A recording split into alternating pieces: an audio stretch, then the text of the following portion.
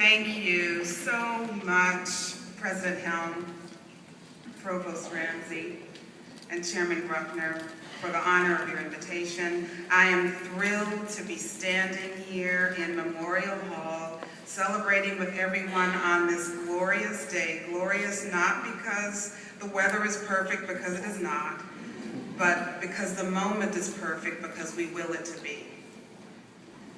Congratulations to all of you overjoyed and relieved parents and family members gathered here this morning.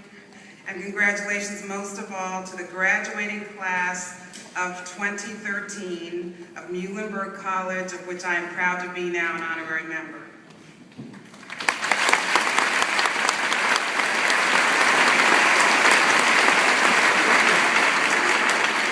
After all, it was you who lugged your books up and down Academic Row. It was you who hunched over the desktops at Trexler Library. It was you who did the labs at Schenkweiler and pulled the all-nighters for the midterms and the finals so that you could finally put on these robes and mortarboards this morning. Congratulations to you all.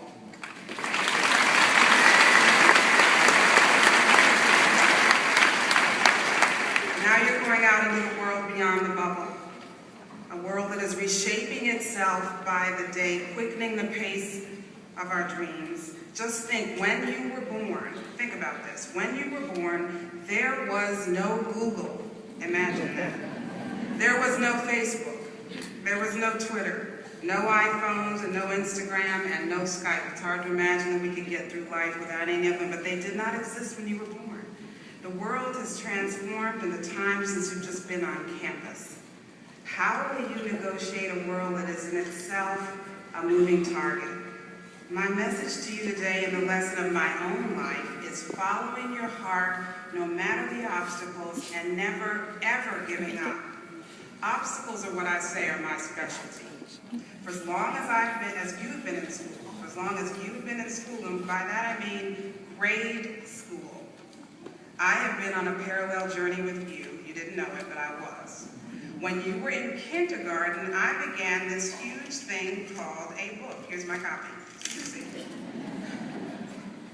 It took me 15 years to write this book. If it were a human being, it would be in high school and dating. That's how long it took me. Now, it's tempting to look back and say that it was inevitable. The awards and the bestseller list and the fact that it's required reading in schools across the country, but few things in life that are worth doing are easy. And so this entire endeavor was a lesson in perseverance. Some people told me the story was impossible. It was just too big to tackle. I didn't know if I would be able to find the real-life people who'd be willing to talk with me. They had endured so much heartbreak, and I didn't know if they would talk. I didn't know if I'd be able to actually pull it off. I had been a journalist, as you've heard, bureau chief for the New York Times, but I'd never written a book before. I didn't know where it would lead, and I didn't know how long it would take. I was jumping off a cliff into the unknown, leaving the familiarity of my former life, and risking, it seemed, pretty much everything, kind of like what you all are doing right now. No guarantees of success, but something in me said I just had to tell this story. And what was this thing that I felt I just had to tell? It was about people jumping off a cliff just as I was, and just as you're about to do. Only, I must indicate this too, particularly for the history majors out there, these people were doing this under circumstances that are hard for us to imagine, those of us living today. These people were stuck in a caste system in our own country, in the American South, in the 20th century, in the lifespan of many people alive today. It was an artificial hierarchy that, believe it or not, made it illegal. You could go to jail if you were a black person caught playing checkers with a white person. It was against the law for a black person and a white person to merely play checkers together in the American South. Breaking a rule, no matter how small, could literally be a matter of life and death. And so these people, African Americans in the South, ended up having to leave the only place they'd ever known for a place that they had never seen. Some had to flee for their lives under cover of night. The South tried to keep them from leaving after all that they had done. They would arrest them from the railroad platforms, free American citizens attempting to leave. They would arrest them from their train seats. And when there were too many people to arrest, they would actually wave the train on through, the trains leading north, so that the people would have to then figure out, how now will I get out? And still they left. There were 6 million of these people. They left the South for places like Pennsylvania, New York, and California, any place that was not South, from World War I until the 1970s. How many of us know somebody born before 1975? I think every hand should go up. And a lot of the hands would belong to the person who is born before 1975. So this is a long period of time that gets into the lifespan of many of us alive today. It was called the Great Migration. It was the largest internal migration in our country's history. It affected every single state of the Union and every American to this day in ways that we don't often realize. It was the only time that American citizens, many of them around the same age as many of the graduates today, many of the people who are leaving, migrating on this great journey in their late teens and early 20s. It was the only time that American citizens had to act like immigrants to be recognized as the citizens that they had always been born to. Someone in all of our backgrounds had to have done what the people in this migration did just for us to be here today on this place, on this soil at this time, because someone had to make a great sacrifice for us to be here. How many of us know or are descended from a great-grandmother from Ireland who came to America and met a great-grandfather from Poland or Italy or Russia or Germany or Scandinavia or Latvia, Lithuania, and many, many other places, and started whole new lineages, which is how many of us came to be in the beginning. Many of us would not even exist if someone had not jumped off a cliff into the unknown. No guarantees. So how determined was I to tell this story? Well, let me tell you. There were all kinds of obstacles. For one thing, the people were getting up in years. They were in their 70s, 80s, and 90s when I started working on it. And I was in a race against the clock to get to them before it was too late. People said I would never find anyone who had left at the start of this migration, meaning World War I, and that was all I needed to hear. I made it my business to find somebody who left at that time. That was my goal. And I found someone who was 98 years old. When I began interviewing him, he was a World War I vet. He turned 100 while I was interviewing him. And I managed to actually find a birthday card that said, "Happy 100. There are those out there, the most hopeful among us."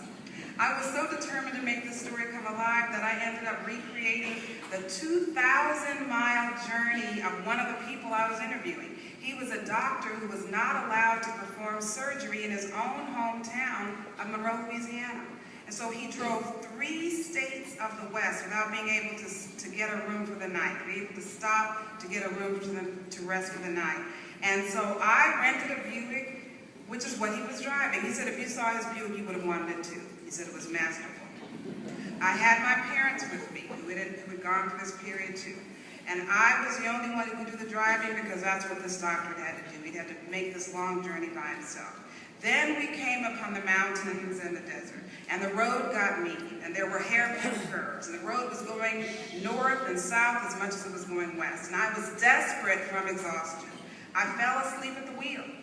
I began to veer off the road, and at one point my parents said, "Stop the car, and if you won't stop the car, let us out."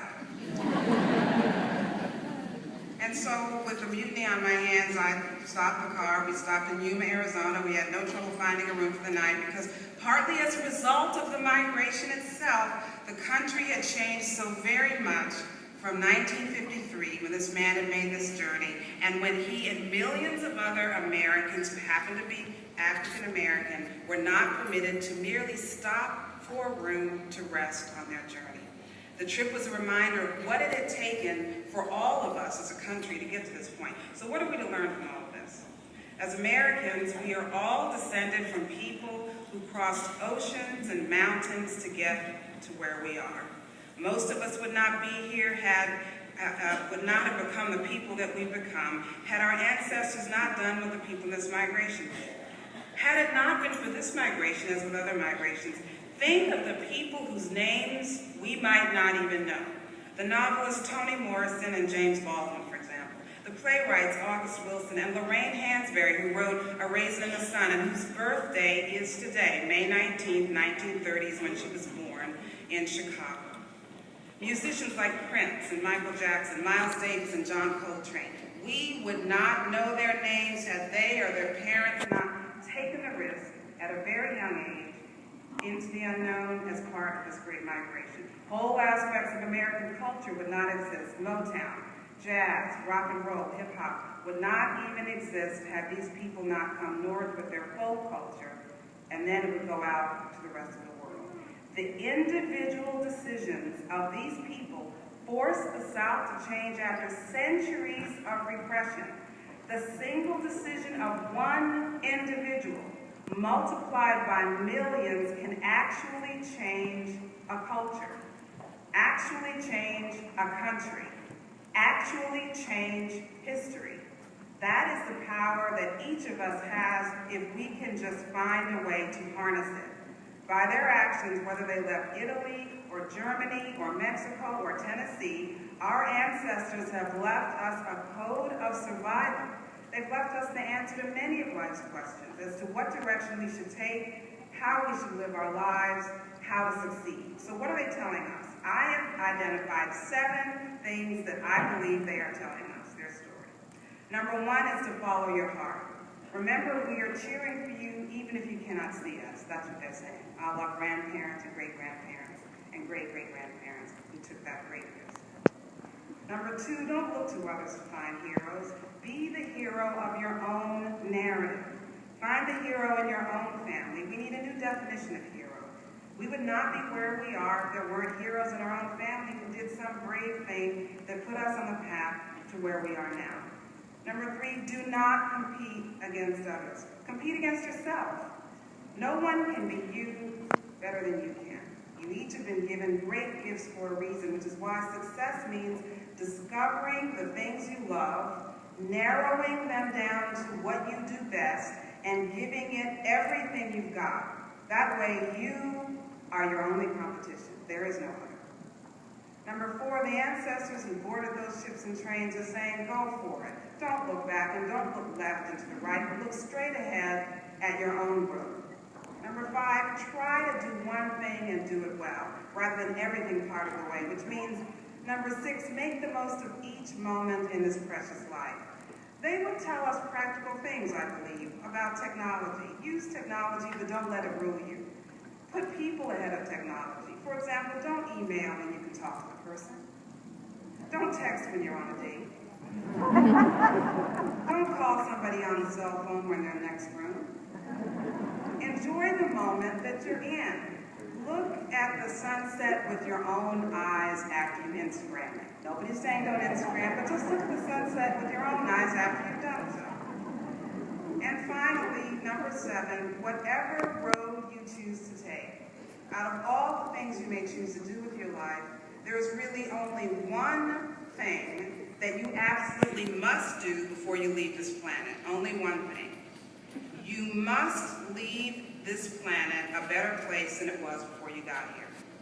Write your name in the sky with your good works so that all may see your name by the good that you bring to this world.